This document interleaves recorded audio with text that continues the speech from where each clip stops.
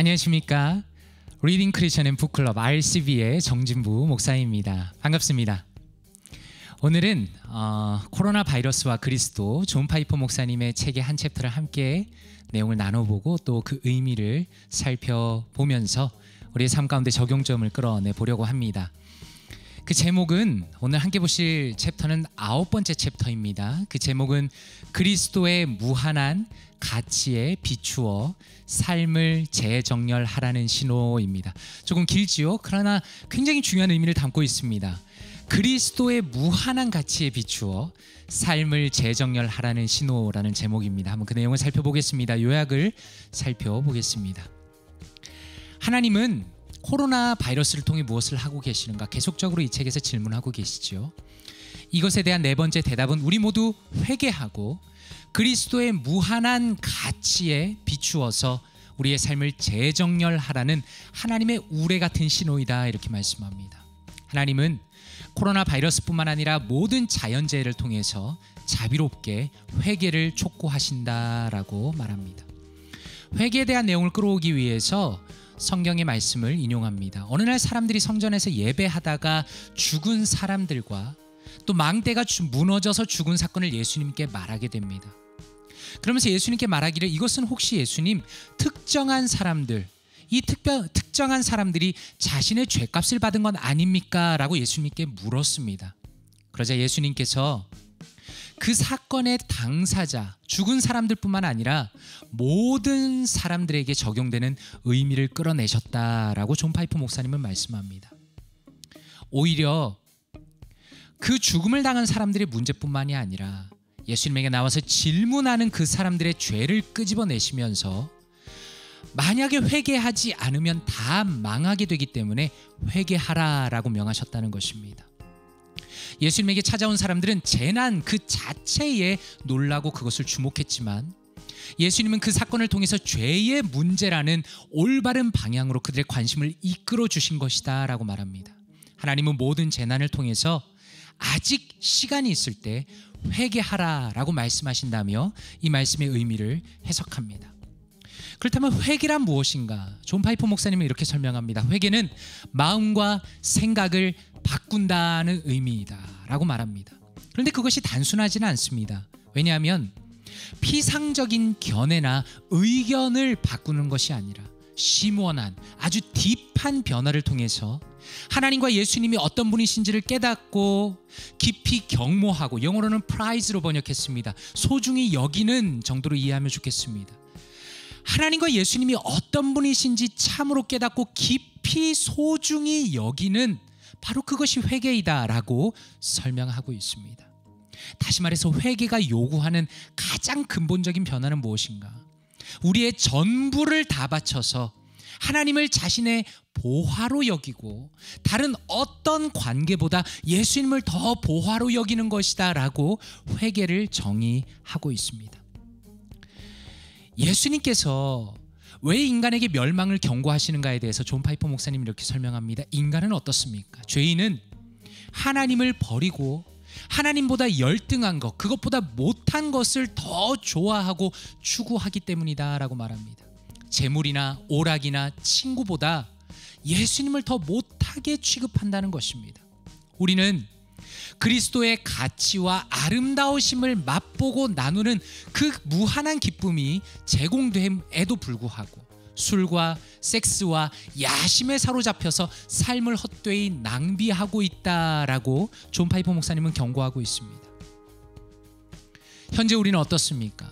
코로나 바이러스를 통해서 세상에는 궁극적인 안전과 만족이 없고 오직 예수님 안에서만 그것을 발견할 수 있다는 것을 깨닫게 된다는 것입니다. 우리는 이 상황을 통해서 우리의 안전과 생명까지 빼앗길 수 있습니다. 그러나 그럼에도 불구하고 하나님께서 이렇게 하시는 이유는 우리를 깨우치셔서 그리스도를 의지하게 하려 하십니다, 이렇게 설명합니다. 다시 말해서 우리의 최고의 만족이 되시는 그 예수님께서 가장 밝게 빛나게 하시기 위해서다라고 하나님의 뜻을 설명합니다. 어려움을 겪었던 성경의 대표적 인물로 바울을 가지고 옵니다. 바울은 어떻습니까?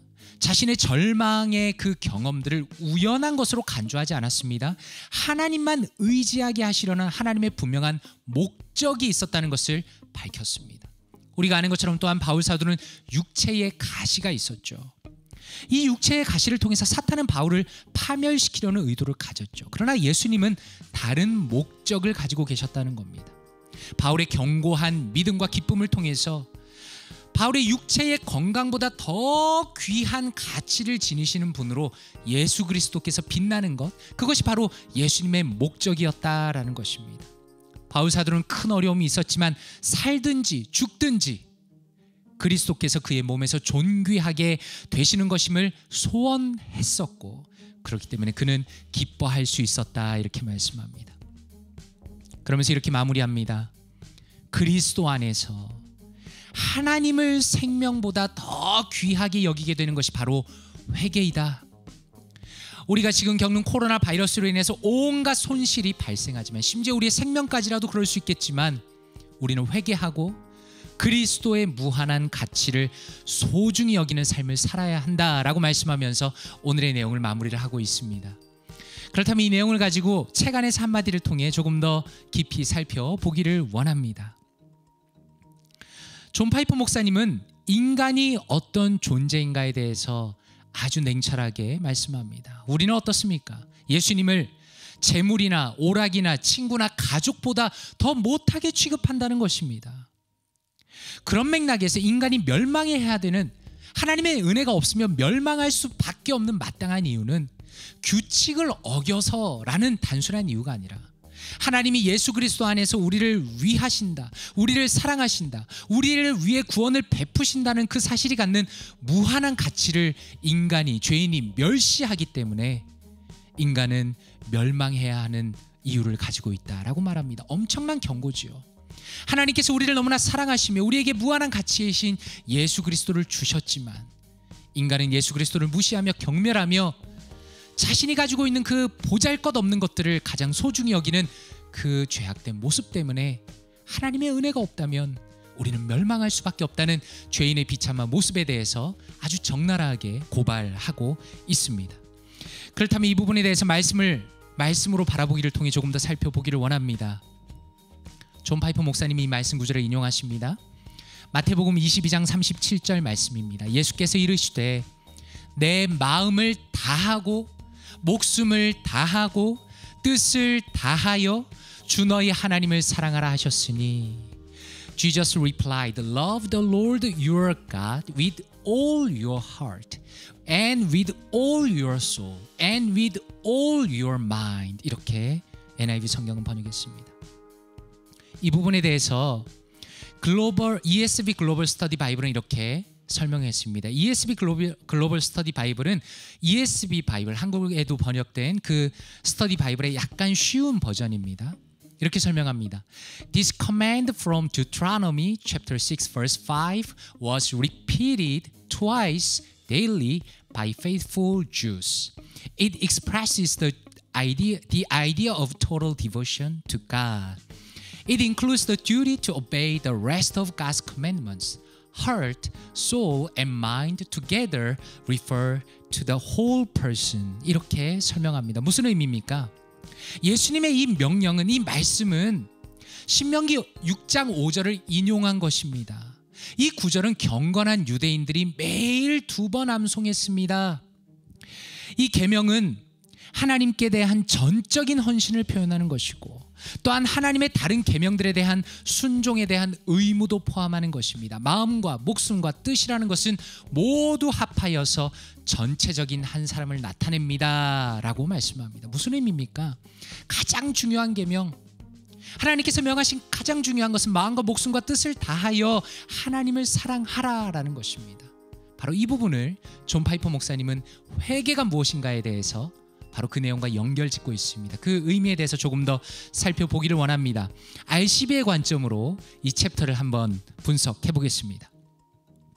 이번 챕터의 탁월한 점은 무엇인가?